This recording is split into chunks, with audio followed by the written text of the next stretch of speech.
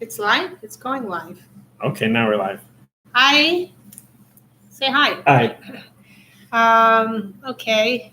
So we're going to talk about Shavuos, and what we're going to do is we're challenging ourselves to connecting a very, very deep discourse of the Rebbe called Basilagani with the giving of the Torah, because it seems to be the deeper look of understanding what the giving of the Torah is really all about. We know that, so for those of you who don't know, that famous story that the Jewish people, after they left Egypt, we just finished counting 49 days. Well, almost. We're almost there. And comes a holiday called Shavuos. And counting those 49 days has to do with refining all the attributes of the soul. And that was more work that we did in exile, refinement and kind of redeeming ourselves from the original sin. But in the time of Mashiach, where we're in a higher awareness, the work is not about refining yourself. The awareness is about kind of pulling all the different parts of yourself together so that you can truly find Hashem's oneness inside yourself. And that allows you to be prepared to receive the Torah, which is, receiving the Torah has to do with a union between, a marriage between God and the Jewish people, which is by extension all the 70 nations as well, because it says in the time of Mashiach, the nations of the world will become Israel, and Jewish people will be all a nation of Kohanim. So we need to start integrating that realization and that reality into us, and stop seeing the separation, because the true work of Mashiach is to create unification within the self and unification in the world, to see how Hashem is everything and everyone is a part of it. It's true that we all have kind of different avenues and aspects of ourselves that reflect a different part of Hashem and who Hashem is, but it's all a part of us. It's all God. It's all one. So the true giving of the Torah has to do with the unification of and the marriage of creation with God. So my husband I studied Basilagani, and I was very excited to read the whole thing in one night. But I was like, wow, you devoured the Mama. Wow. I had to read it in 2 nights, 2 days, because I didn't want to stay up too late reading the whole thing. But the first thing I wanted to talk about was talked about the sin of the tree of knowledge, and how Hashem's presence, the divine presence, was further removed after the sin of the tree of knowledge. But it was maybe actually our awareness, or our awareness created the Hashem's presence to move further from the physical earth. Maybe it wasn't actually a sin that that we're not actually have to be punished for sin, or that Adam actually sinned at all. That maybe it wasn't a sin at all. That maybe it was a calculated risk, and that we don't have to actually fight and struggle to avoid sin, and that we don't have to feel guilty or believe that we're sinners, or like this self. Well, that's an excellent point, because I think just in the fact that we're so engrossed in our thought of avoiding sin, it's almost like a trap that you end up being engaged in it, because what they say, what you resist persists. So if you put a stumbling block and you say, don't go over that stumbling block, you're going to go over the stumbling block. So, but why was the stumbling block there to begin with? Well, so that you could learn not to go over it, but why? The question is why. So it's funny because I was listening to a video of Manis Friedman the other night, and he redefined, like he drew in a higher understanding about the story of Adam and Eve, Adam and Chava. And the main thing that I got out of it was that why do we perceive to begin with that when she ate from the apple that we sinned? Why is that perceived as a sin? Why? So the entire humanity comes from, it's almost like that seminal drop, that first, what the first, it was like the first yud. Yeah, it's like the yud in Hashem's name. It's right. Thank you. That drop comes down into the head, the first thought. And that affects all the cells in your body. All the cells of the body are going to reflect the DNA that's in the first seminal drop. Epigenetics. Yeah. So it's the same thing with that. Creation was like that first thought was, oh, we did something wrong. Or the interpretation of how we read the story is we did something wrong. So, but in actuality, we know that by God, Hashem, God, everything is hashkata pratis. Everything is divine providence, and it's part of a plan. And there's no such thing as you did something wrong, unless you perceive it that way. And then what happens when a person looks down on himself and he sees himself in that way is that he ends up doing more wrong, because that becomes his interpretation of reality, that's my identity, that's who I am. And it's not maybe on a conscious level, but it's on a subconscious level that you start to react that way to things, and it just spins like. So we want to bring the giving of the Torah to a whole new level, okay, as the Jewish people, because we are a light upon the nations, and we're bringing Mashiach to the world. It's our job. And so if we don't do it within ourselves, then how do we expect the rest of the world to get there? Okay? And the light is already here. The Naseh v'nishma, that we accepted the Torah as the Jewish people, and that we'll do when we hear and we will hear. That before we even know what the Torah is about, we accepted it, that we're going to do all the 613 commandments, and that we had the Mesiras Nefesh to take this on.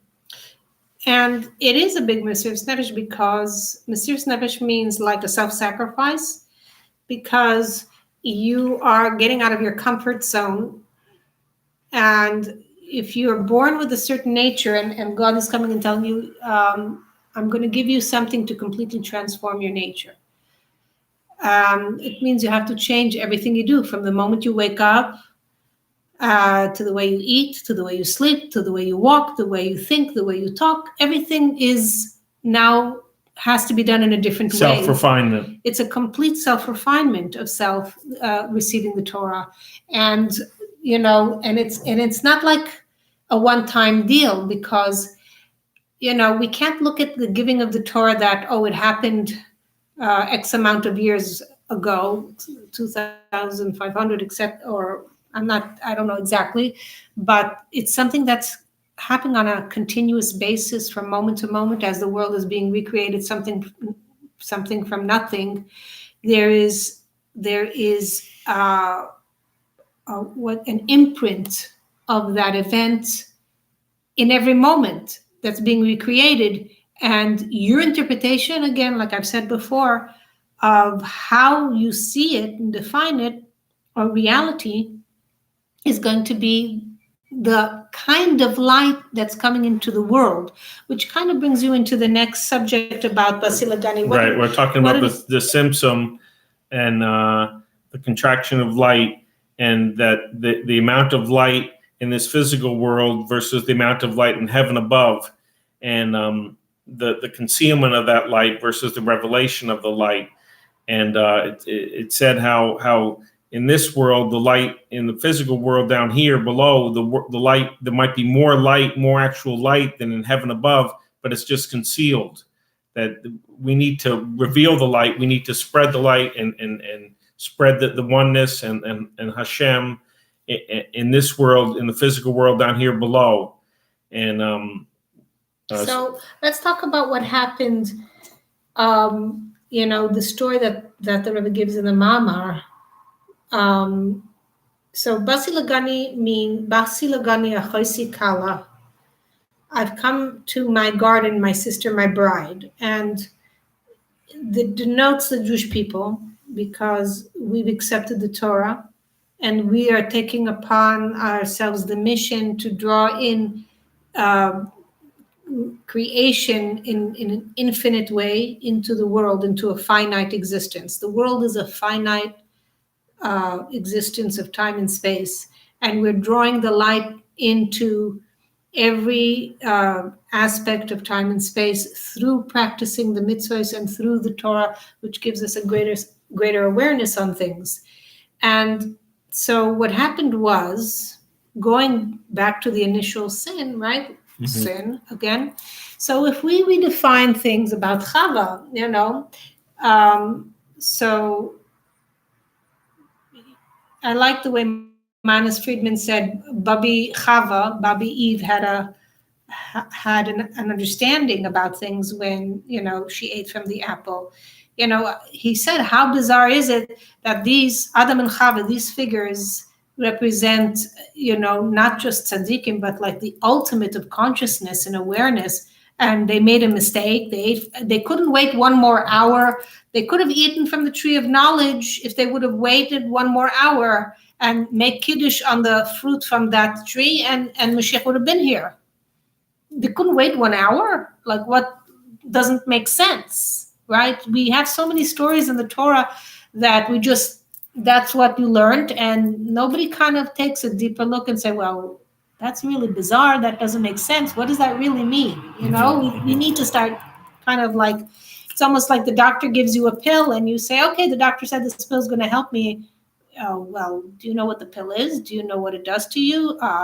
Do you know how it works for you? Because you should really understand, So, yes, there is the concept of Nasa V'Nishma that, but Nasa is like the child that doesn't have the capability to understand. So just accept what you're being told, trust that it's good for you. But then there is the level of nishma also. It's like we've accepted nasa, but we're kind of not engaging in nishma. And so the Jewish people are very engaged in mesiras nefesh and this idea of sacrificing yourself and just and it's wonderful. It's a very high level.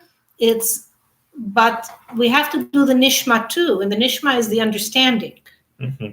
And we can't forget about that, because that's really when the nishma is more like you're becoming one with the knowledge. It's not just a knowledge that surrounds you and you kind of metaphorically look at it from a distance, and it's a nice picture, it's a nice but you're not really becoming that knowledge. So it's like we need to take it a step further. So what happened? I want to go over the four worlds of Asilis, Bria, Yetzirah, and Asiya?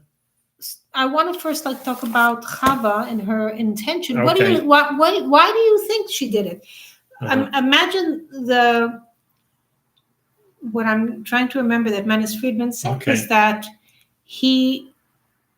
Adam and Chava saw that they were in a perfect state. Mm-hmm. I don't want to say that he said this because I don't remember exactly. So I'm just going to kind of remember from my understanding, okay? Because I don't want to quote and then I'll be wrong.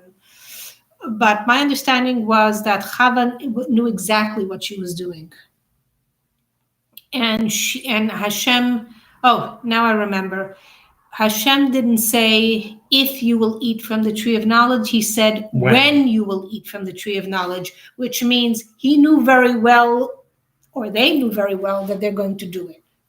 It wasn't a matter of if, it was a matter of when they do it. Everything's preordained. You understand? So when you eat from the tree of knowledge, such and such and such is going to happen. Now, why would they put themselves in such a predicament? Because they understood that by going through a very dark, narrow space, you have the opportunity to add in creation to become, but also they were becoming godlike because they were giving themselves something called free choice, which most of us live from day to day and moment to moment unaware of our free choices. We just are kind of like on automatic pilot. And again, that's Being where the awake, nishma, being awake and paying attention. So what is happening with the tzimtzum? It says that as soon as she ate from the tree, it created the effect where the world, the light that was in creation, and I say creation, it's your consciousness, your awareness, the way you experience the world. Where they were was kind of like a reflection of God, because Gan Eden is not actually source. Gan Eden is still yet a creation, but it's not source. To have the ultimate experience of God is to go to source. That means they had to leave Gan Eden. They had to leave that kind of place, allowing themselves to fall into a dark, dark place, and then to choose to come back. And the fact that they're choosing, that's when they're experiencing source. And to experience source means you experience being a partner with God in creating what's in existence, in your reality. So, and that's and Shavuot is all about the story of Ruth, which is about Ruth who chose the Torah and the mitzvahs. She wasn't forced. She was even said, go back to your people. Naomi said, go back to your people. You won't find anything here. Her husband died, her son, Sons died. The sons died. I don't have anything of how to sustain you. I won't have any more children. I don't have any more children that you can reproduce. I don't have a way to you'll find nothing here. And she says, wherever you go, I go. Your people are my people. She chose it. So this idea of her choosing it, loyalty. This is the true Matan Torah. This is the true, not only because what I put in my notes was that there's one thing that God gives you the Torah, and there's the one who accepts it. So it's not just about the giving of the Torah, choosing it. It's about choosing and accepting it. So what happened after she went and she ate from the apple was she experienced tzimtzum. The tzimtzum is described as going through 4 different worlds until it reaches the lowest world, which is this world, which is the world of Asiya, of manifestation. So I don't want to go into great detail on that because it's kind of take us away from, that'll be a separate video, and also will engage in the breath and how that's connected with the breath in going through those 4 worlds. So basically there is the world of Atzilus, Bria, Yetzira, and Asiya. Atzilus comes from the word Etzel, which means next to, which means the light is already contracted, but it's next to God. So it says like the greatest of neshamas, of souls, live in that world. But yet it's not source yet. It's not where the Ein Sof is, Atzmus Mar Ein Sof. It's not source. It's next to, and it's very much like parallel existence and reality of it, but it's not able to add. And the whole idea of Basilagani is we came into the world because we want to add. We want to bring something back to the table for God, okay, for creation. To bring an elevation that was even higher than what was in Gan Eden. So Atzilus, you're next to, and yes, the light has been now contracted to some degree because in order for something to be created, you need to have a contraction of the light. Otherwise, there's no creation. So that's Atzilus. Then as the light comes further down, it goes to the world of Bria. And Bria is described as the world of scholars. It's the place where the Talmidei Chachamim, the souls of Talmidei Chachamim are, which means scholars, and they're engaging in Torah study, and but now the light is further contracted and veiled, and the light's being expressed through the explanation and the definitions of these scholars of the souls that are residing in this world. Mind you, I don't want to talk about it in length. The effect of how they describe how they explain Torah is very much affected by how we see it down here. So we have to know that we affect what goes up there, and because it's a cycle, okay? But in any case, the world of Bria is about the scholars. This is the souls of scholars. Now the light further contracts and gets further veiled and goes to the world of Yetzirah. The world of Yetzirah comes from Leatzer. It's where God forms things. Things start to take form. So we take from the light of all those explanations and from what these souls received from us, because their sustenance comes from us, believe it or not, and how we define things in this dark, dark world. And now the malachim they say that the malachim, the angels. who reside in the world of Yetzirah, and their job is leatzel, is to take the light and now to start shaping. And a lot of that is described in the letters of the Hebrew letters of the Torah, are what give shape and form to the light that's now coming in. And finally, then it comes down into the world of Asiya, where there is a manifestation that if I said something about a table and they made it a shulchan, shin lamed chet nun, and now in the world of Asiya, okay, there's an actual table. A physical table.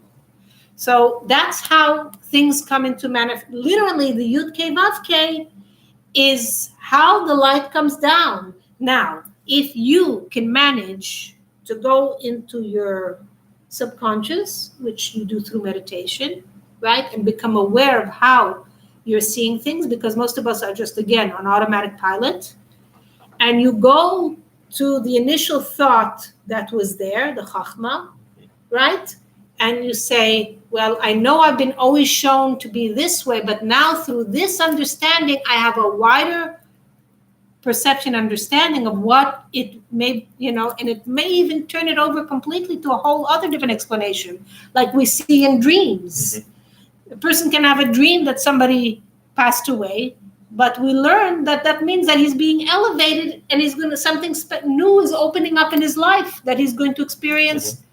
Something good, a birth of a new reality, because death is birth and birth is death. And you understand? Mm-hmm. So what we are supposed to do is turn the world over, like the Rebbe said. Turn over the world. Mm-hmm. Turn over the information that we're being presented and turn death into life. Not get stuck in the old story. Mm-hmm. So what's the next thing? Next, we want to talk about the Mesiras Nefesh of Avraham versus that of Rabbi Akiva. Avraham didn't have his goal as Mesiras Nefesh. It was just a byproduct of what he did, while Rabbi Akiva, his goal was to have that presented before him, the Mesiras Nefesh, that opportunity for the Mesiras Nefesh.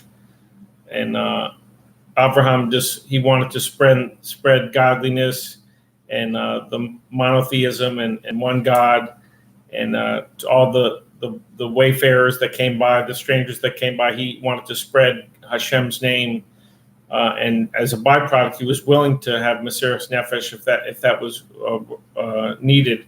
But Rabbi Akiva, his stated goal was to have Mesiras Nefesh, to have that self-sacrifice, and wanting to give of himself for Hashem. And actually, this is something that Rebbe pointed out in Basilagani, because this is two ways of serving Hashem. So what I understood and what I saw, when a person feels that they need to prove to themselves that they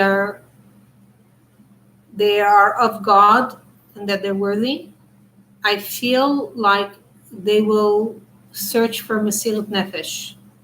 They'll go that far. Why? Because They need to prove it to themselves somehow. But when the person is already in it, he can use his time now to just spread the light. So rather than invest all your intention and everything into self-searching, and again, one could be a prerequisite for the other. It's not saying one is better than the other, but the Rebbe did say what was advantageous of how Abraham served Hashem versus how Rabbi Akiva served Hashem. And I'm trying to choose my words very carefully because these are very great tzaddikim. And it's not to say that chas v'shalom we're putting one down, but we have to understand that I think in Golus is more defined with doing Mesiras Nefesh, self-sacrifice. But in the time of Mashiach, when you're redeemed, and what does it really mean to be redeemed, is you're no longer distracted by superficial definition of identity of yourself. You're now completely aware of your true identity, and your true identity is your true will. What I really love, what I really have a passion for. And in doing that, your purpose. You're completely aligned in your thoughts, in your speech, in your actions, in your daily living, in your job, in the way you engage, in anything, is completely aligned with your true inner purpose and self. And that's the true giving of the Torah. So if I'm caught up on having to prove to myself that I'm worthy, it's kind of, I feel like it's kind of connected with being in exile, because you're in exile from yourself. And something that stood out for me, we're reading Basi Lagani for the first time, and I'm very amateur at this, because I don't know, previously, before reading it, not amateur. The whole Torah is in our soul. Immature. You just have to remember. It was almost like a maturation by reading Basi Lagani that I realized that the Rebbe said it's okay in his mission statement here that we can question our own existence. Like Hashem created us, that we think we're an independent being, like Yesh Ma'ayin, like we sense we're created. We think that we're the independent, that we came from our mother and father, that we're independent from Hashem, that we don't realize our creator, and that we have to, it's okay to admit that we have to strive and toil and work to connect to Hashem.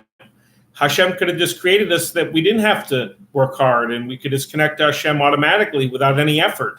But he created us in the image and the being in a specific way that we have to yearn and strive and emotionally put out effort and physically, emotionally put out effort to connect to Hashem, and that it's okay to even question that the creator, that or the existence of a creator, that's part of that. It's okay to have that. And for me, I have always had a strong belief in faith, and but to hear that come out in Basi Lagani, that Hashem created us to have this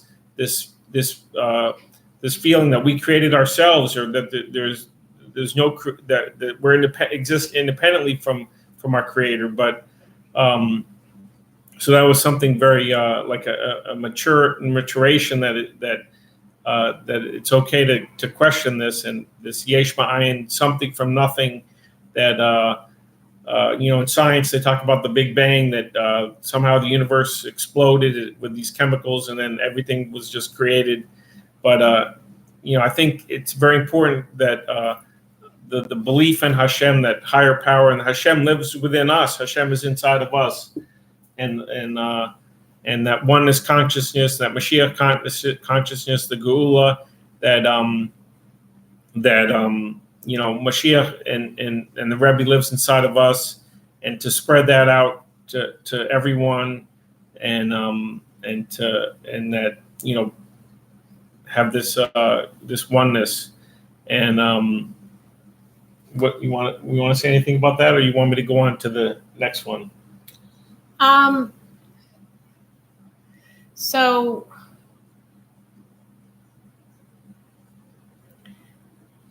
I'm just looking at the idea of Basilagani. Okay. We touched a lot of subject. Yes. So what happened was, after she ate from the tree, was that the light became condensed, it became contracted and veiled. There's a contraction and a veiling. So now it's like the light doesn't have the same quality of what it had from the beginning of creation. So there's a less awareness of God, so to speak, our oneness with Him. We start to feel the concealment begins where you start to have a sense of feeling of self and a sense of feeling of separation. The nakedness, experience your own nakedness. Yeah. Then in the garden, that we experienced our own humanity. Right. You start to pay attention of more of what's on the outside versus in the innocence. You're not. It's like you're just one with God. You're not paying attention to those externalities. It's all God. It's not naked. All of a sudden they became aware, of their nakedness. That they didn't. Maybe that means that they didn't have Torah and mitzvahs. That they didn't earn anything yet. That they're just having the light without earning anything. Right. Maybe we could say that. But and then it says. There was a next generation where Cain murdered Hevel, and he didn't even know what murder was, and he didn't even know what happened to Hevel. He all of a sudden he sees Hevel is not moving, and there was no such thing as death. So the guilt, you can imagine the shame and the guilt. So he kind of further removed himself, and so it describes as the light moved away, even Hashem moved away another level, and that description of God moving another level away is kind of like we veiled ourselves, we separated ourselves kind of because of the shame. Okay, so the guilt and the feeling of shame makes you just kind of become less aware of God, because it's like when you feel ashamed that when you did something to someone, your coping skill is to kind of not engage in that thought. Sometimes we just want to kind of withdraw. We withdraw from the thought that is painful, which is understandable. Like a denial. It's a kind of like a denial. We don't engage, it's too painful. So when we say that Hashem moved away, it wasn't that Hashem moved away. God is still here. Our consciousness blocked. There was yet another veil, a veiling, another level of awareness, of consciousness happened inside of us.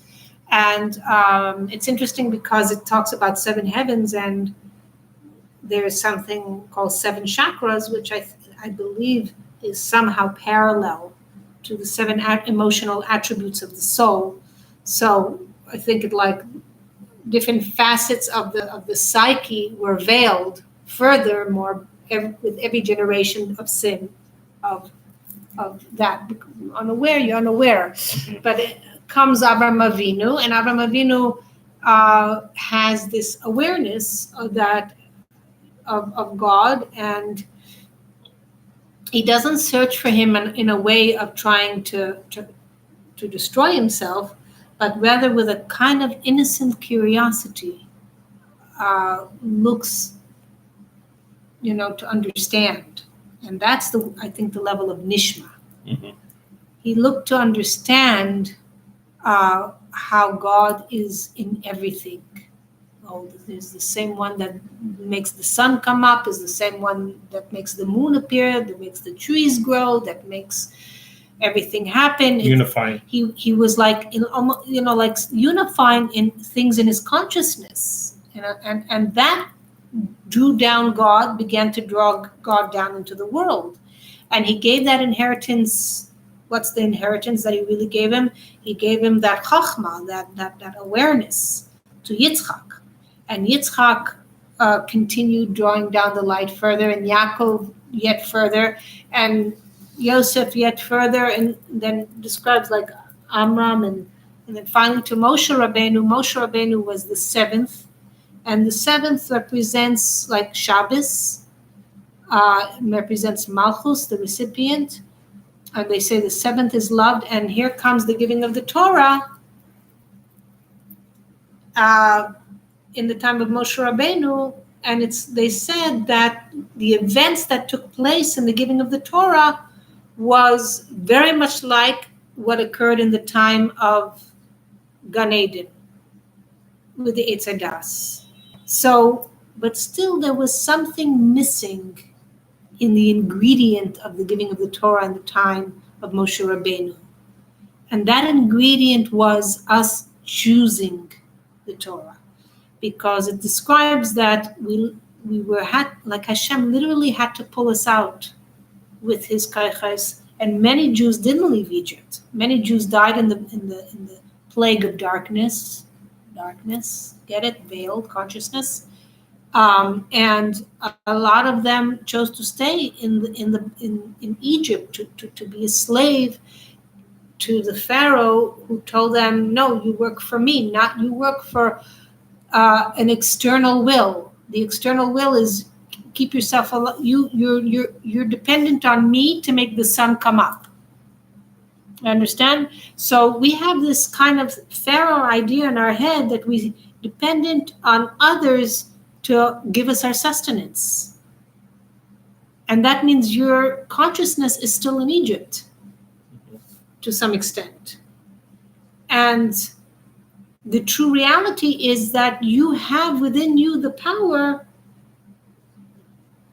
to give yourself your own sustenance just by simply accepting that you are Hashem and feel Hashem's existence. And that is through the receiving of the Torah and doing the mitzvahs, because it somehow connects the physicality that is so dense, that energy that's so dense in the physical, with the light of the Torah expressed in action through a mitzvah, unifying all these worlds together. Life force.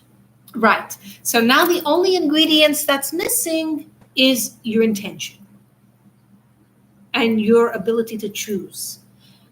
And again, Ruth chose Torah and mitzvah. She chose it. So we have to choose from a moment-to-moment basis how we engage in the world that is with us, how we even engage in the mitzvahs itself. Because the Rebbe says there's not only the idea of becoming a Baal Tshuva, but there's an idea of coming twice around. So what does it mean? This idea is connected with keeping two Shabboses. It says if only everybody will keep, all the Jews will keep two Shabboses, Mashiach will come. I'm sure we all kept more than two Shabboses. Shabbos is Mashiach, okay? Shabbos means return. So there must be two different levels of returning. There's the Naaseh and there's the Nishma. The two Shabboses is connected with Naaseh and Nishma. So the first level is self-sacrifice. Naaseh, I've got to feel connected to God. I got to prove to myself that I'm deserving of God. I got to, I got through everybody else's eyes and their definition of me, I approve of myself. The approval is coming from the outside. But when the person is already there, and he's just like an innocent child, like Avraham Avinu was, he doesn't have to prove anything to himself. He's simply with all his innocence, putting two and two together. And if it's necessary, just like the story with Avraham Avinu, I don't know if you know the story, his father had idols, a store of idols. And he left Avraham in charge of taking care of the shop, and he left. And Avram, tried to feed or present food to the idol. And of course, the idol didn't eat. So Avram took a stick and he broke all the idols. So when his father came back, his father was furious. What'd you do? And Avram said, I gave them food and they wouldn't eat. And he said, you fool, idols don't eat. He said, so I don't understand why you're idolizing them. How can you idolize something that doesn't talk, doesn't eat? And he got so, when you take somebody's belief away, it kind of like throws them off, because this is his belief. And he relies on that. He prays to the idol. His placebo is the idol. They talk about the placebo effect. His placebo was the idol, and he's dependent to believe on that idol to get what he needs. Right. So how dare you take that belief away from me? It's very threatening. So he takes him to King Nimrod, and he says, can you imagine he gave his own son? Now you know how that was in that time normal to sacrifice your own kid, He gives Nimrod Avraham Avinu, and he says, oh yeah, so now you believe in this one God of yours? Go into the furnace over there. Aaron didn't want to go in the furnace. He was not looking to prove anything to anybody. But like he said, if he had to do it, he had to do it. So he went in the furnace. He was walking around like he's taking a stroll. And Nimrod saw nothing's happening to him. But what saved him? God on the outside? This big God on the outside? No, it was his belief within him. That awareness.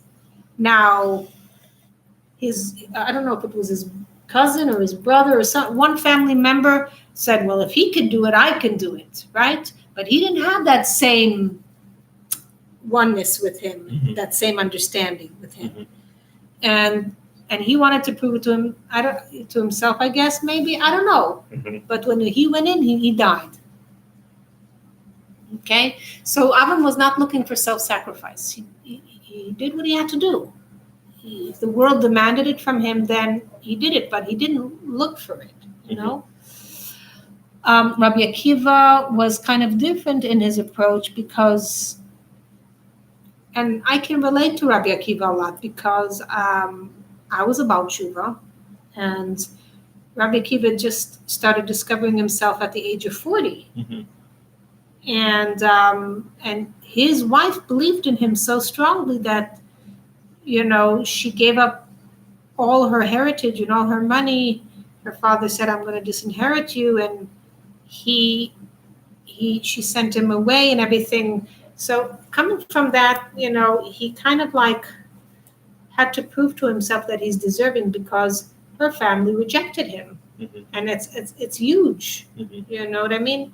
And he was doing like menial work, and now he was, Rachel had so much belief in him that he ended up being one of the biggest scholars of all time, to the point that he was described as the only one who was able to enter into this place called Pardes and come out alive. With all the other three scholars, something happened to them. That's a separate subject in itself.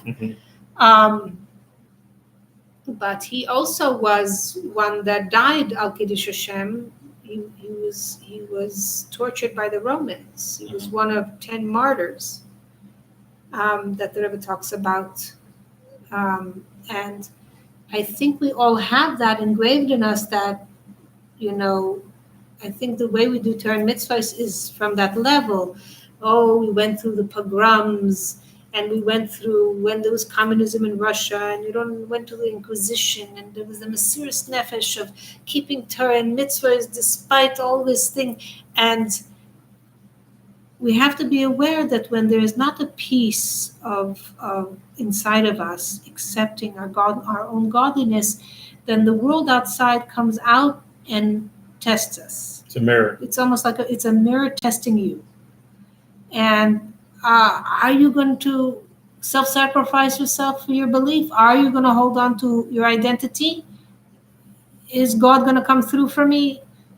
But it's really unnecessary. And I think the time of Mashiach is this I personally, I'm coming around twice being about tshuva. My first time that I become about tshuva was like on the level of I want to feel important. I want to feel like people see me as a from Yid, and I kind of wanted that self recognition.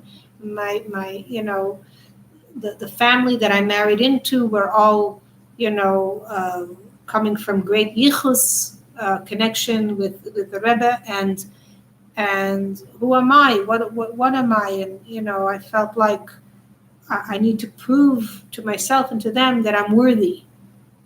And so I went out of my way and did a lot of things that were beyond what I think was necessary. That to the point that it kind of creates a lot of destruction. And sometimes, and again, I don't feel bad about. I came to a place of peace inside me and understanding that it's just the way it is. It's almost like a prerequisite. In order to find yourself, there's a destruction, a breaking away of the previous existence in order to Everything changes. Things you go through stages, and I was born with a certain consciousness. I was born through my parents and my grandparents with a certain Sometimes you have to shed the snake sheds its skin. Yeah, I mean, Right. I just had to shed away all these definitions of myself that I inherited, and it's like not like I could have prevented it. I didn't, it's like I didn't know any better. It's like Cain was born into a world where there was a certain consciousness that cause and effect, that if you're veiling God from you, and you don't see yourself as to love yourself with all your heart, soul, and might, as the Shema describes, then it kind of like you need to destroy that outside layer to come to a greater Be true to yourself. You're true yourself. And why do you need to be true to yourself? Because everything you are affects everything that's out there in the world. So yeah, we want to create world peace, and we're doing all these external things, but by way of cause and effect, who you are is what's out there. So like if you see something out there that's not reacting in a certain way towards you, you better look. It's like when you do a mitzvah, it me. affects someone else. That our brains are connected. There's a force field, and the field that the good feeling from one person is contagious. It sheds to another person. So that mitzvah is going to affect the whole world. Your way of feeling about things and thinking about things, the vibration goes out to the whole world. Yes, it does, and that's why the Rebbe often. Like they even measured it. This video we saw after September 11th, everyone was hugging each other and going out and doing neighborly things, and this goodwill towards your fellow. So they could actually measure the magnetic field of the earth afterwards, and the good feelings, the good vibes went out after that event, because they had an event that affect everyone saw and everyone knew about it, and it was actually measurable. So our thoughts and our actions do go out and affect other people. And you think we're separate beings, that we're not affecting each other, but it actually does affect each other. Exactly. So in bringing it into a down-to-earth level, if a woman is not, it says, Eshet Chai Lateret Bala, that a woman of valor is her husband's crown. And the crown in Hasidus is described as his will. She crowns him, it's his will. So if she doesn't like what she sees, means there's something in her that she's not accepting. That's what I feel. And if she's allowing her to stay in a place where she's unhappy, then she believes there's somewhere in her belief system that she's dependent on this kind of existence, in being with a pharaoh. And I'm not saying your husband is pharaoh.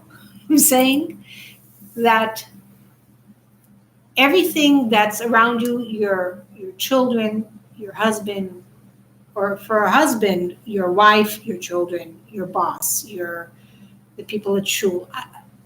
Everything in your existence is a reflection of how you are able to be at peace with yourself inside. So you could either be still in the level of nasa, and nasa is I feel more connected with self-sacrifice. That's that first Shabbos that you keep. And it's a prerequisite because you're the product of generations before, and you can't just knock it out. You have to. Chava went into a dark, dense place. The neshama goes into a body. The body has its information from many, many levels before. You got to turn all that information over now. It's up to you to take the Torah Chadasha Mititetze, the Torah of Mashiach, that new light, and apply it to the story and turn it over. Okay? And then you don't only redeem yourself, but you redeem all those generations from before. You're the redeemer of your family, of your children, and your children's children. So it affects previous generations and future generations. They're all getting affected by this Torah Chadasha that you're applying. And the second level, the second Shabbos, is Nishma.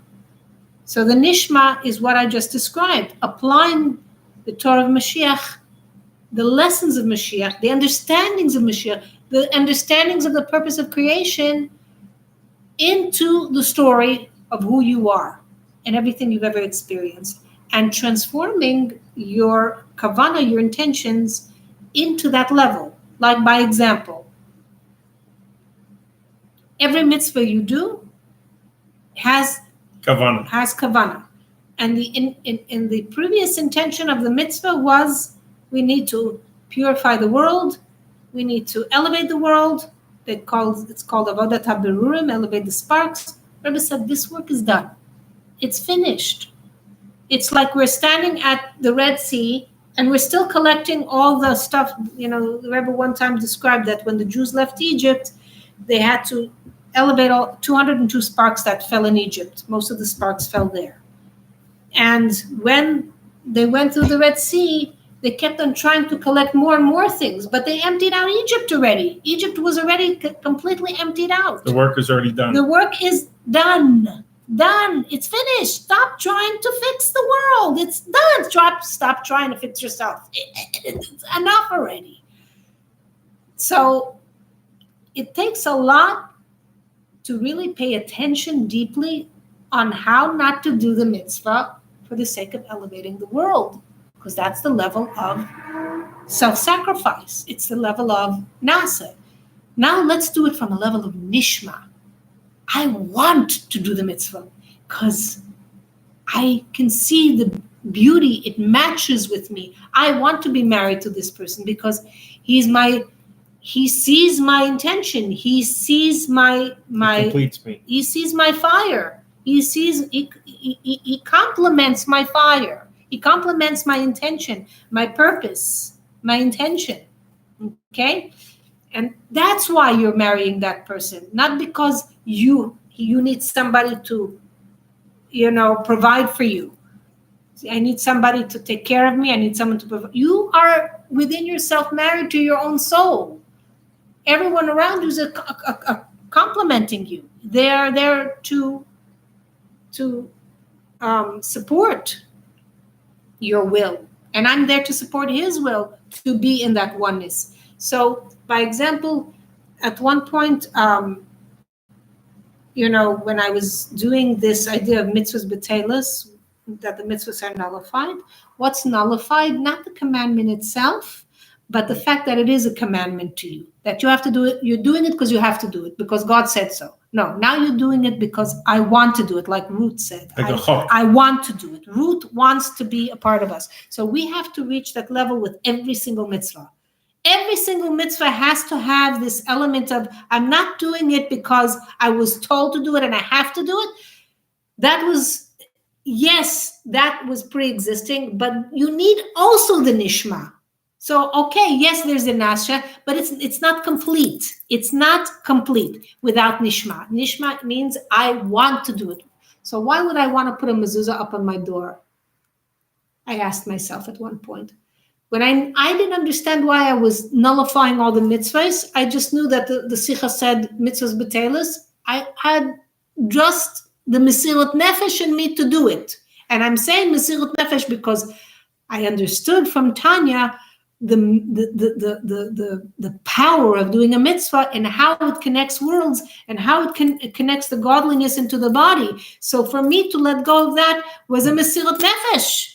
And that's why I did it. And the Rebbe said mitzvahs b'teilis in the time of Mashiach. So okay, I got to nullify. I am the mezuzah. Right. So it was very hard. It was frightening. It was my placebo. I have the mezuzah on the door. The mezuzah is protecting me. I can't take it off. Then how will I know I'll be okay? But Hanukkah. But that's there. Even though there's a truth in that, it's still not you. You're not one yet with this idea. There's something still missing in the equation. It's not geula.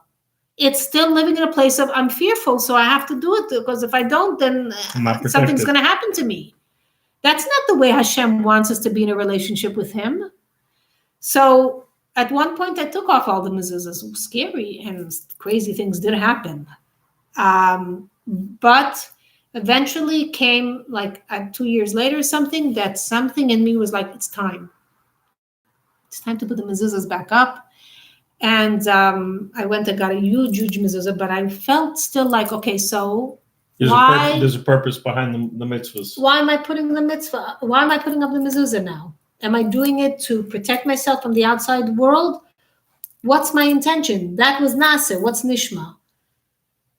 Well, on Hanukkah, you have to be surrounded by the light of the menorah and the exactly. And the mezuzah. So I had this deep feeling to study a deep discourse about Hanukkah, and on Hanukkah we put the menorah. Chabad puts the menorah opposite the mezuzah, and because it has of the same purpose. And why do we put the Hanukkah menorah there? To shed light out into the world, like a bit, because we originally lit menorahs in the Beit HaMikdash. The windows of the Beit HaMikdash.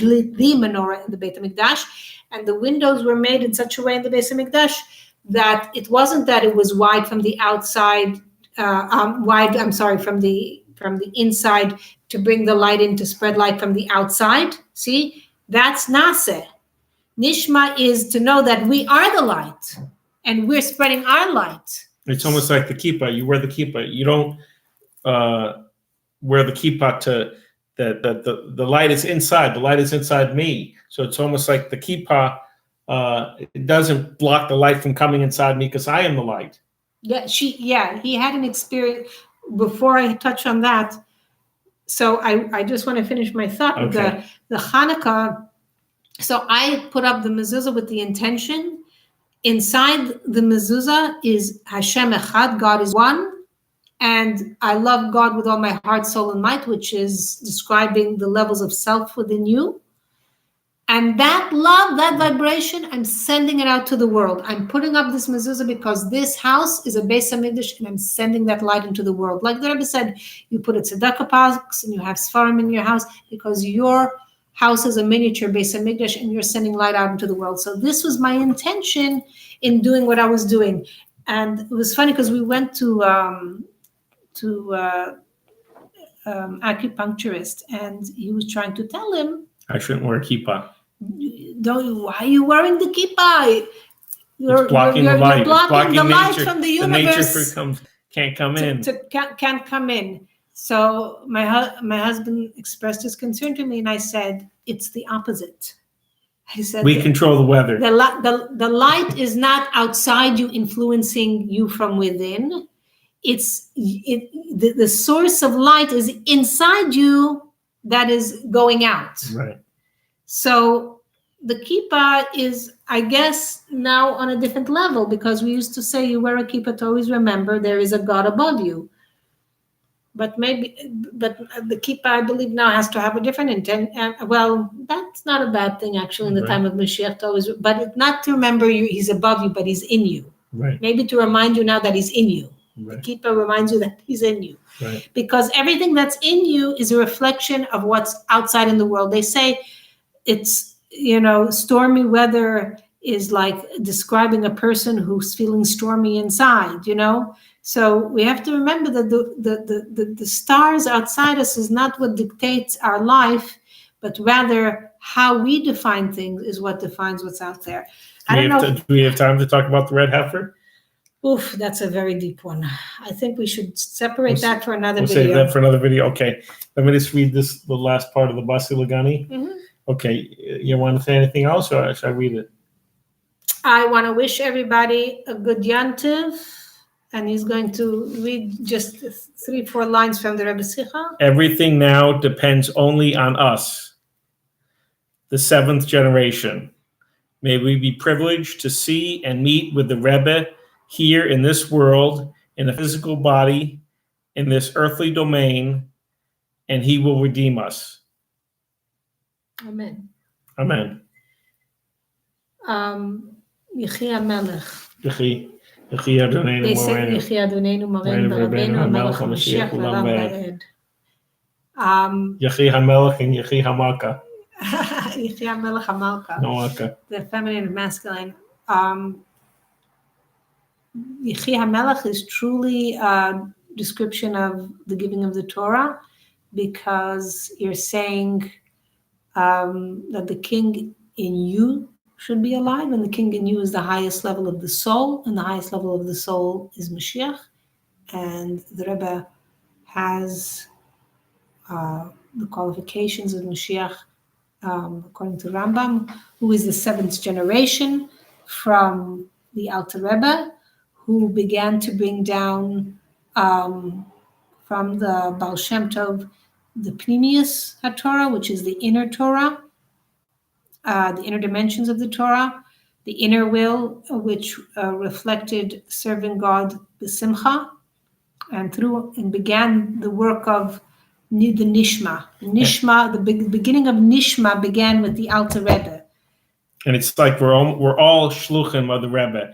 The Rebbe is inside all of us. We all are Rebbes and shluchim, and that we have to spread the message of the Rebbe. And like the Rebbe left such a strong imprint, that light, the light shines on a surface, and even when you take the light away from the surface, there's an imprint. There's a glowing of that light, and that light, quality. The same quality and the same strength of that light is still there, and the Rebbe shed all this light for us, and we're able to take on his mission in Basi Lagani, his mission statement, and carry on with his mission. And this is the greatest mission there is, and it's a privilege to study the Mamarim of the Rebbe. It's so powerful, and happy Shavuos, everyone. And it's about the birth of the fifth level of the soul, the Yechida, into the body. So Yechi HaMelech, I wish all of you Yechi HaMelech to the birth of your Yechida into the body, which is the internal will, which the Alter Rebbe began, and through his teachers, the Maggid and the Baal Shem Tov, seventh generation down to the Rebbe, seventh, like Moshe was the seventh, the Rebbe is the seventh, and so we receiving that light of Mashiach inside of us on the level of Nishma. And good Yantiv, good Yantiv.